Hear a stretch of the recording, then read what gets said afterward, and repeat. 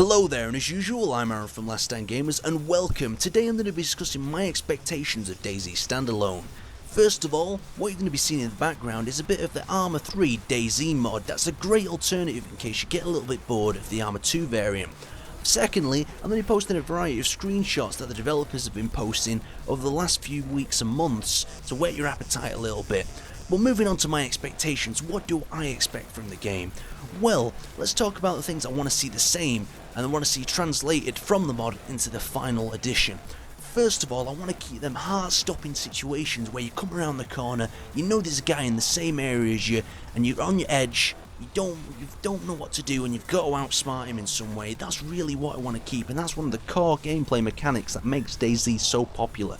Absolute heart-wrenching situations, you don't know what to do, you're panicking, and then eventually you manage to outplay him, and you take his loot, and the loot is the reward itself. Moving on to rewards, here's a few of the nice little screenshots we've got there.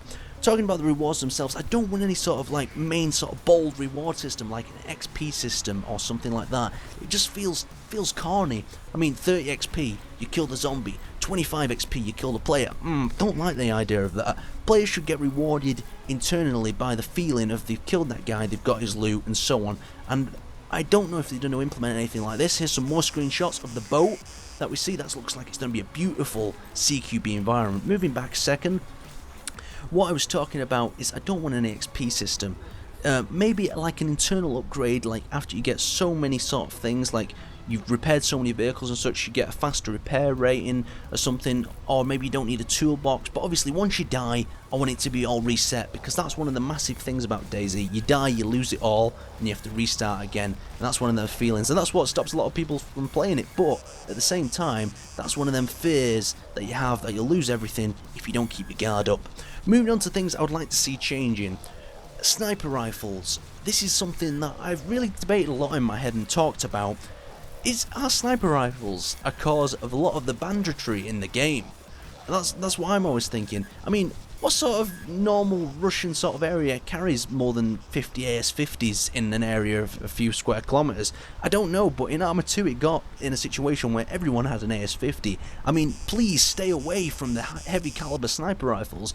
I mean, the odd hunting rifle's fine, but maybe make them harder to use, maybe make wind more intense or something, so someone who's behind the scope has to be skilled rather than just pulling a trigger and blowing someone's head off. Oh, I do love a ragdoll effect. Look at that. Absolutely beautiful. I mean, I hope that is fully implemented in DayZ as well. Here's some more screenshots. We've got more urban environments, and we've also got a little bit of the latest developer post as well, when they were talking about teamwork and they were talking about wounding.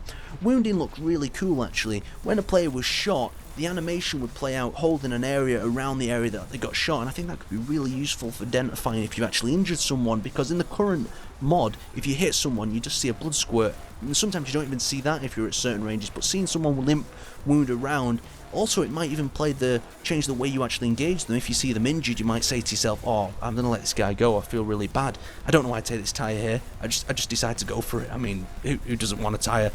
Moving on, we've got some more screenshots coming up.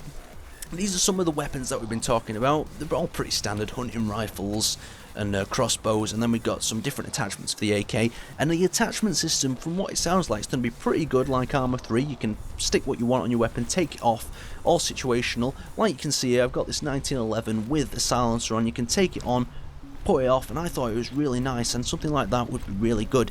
The animations on another thing is from the video that they showed. I know it's not final and all, but the animations looked a little bit quirky. But on the other hand, I did love the look of some of the other animations, something like the handcuffs and other things. It looks like they could really be played really well.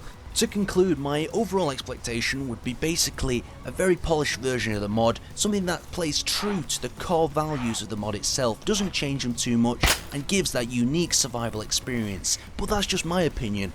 Feel free to comment below, tell me what you guys think.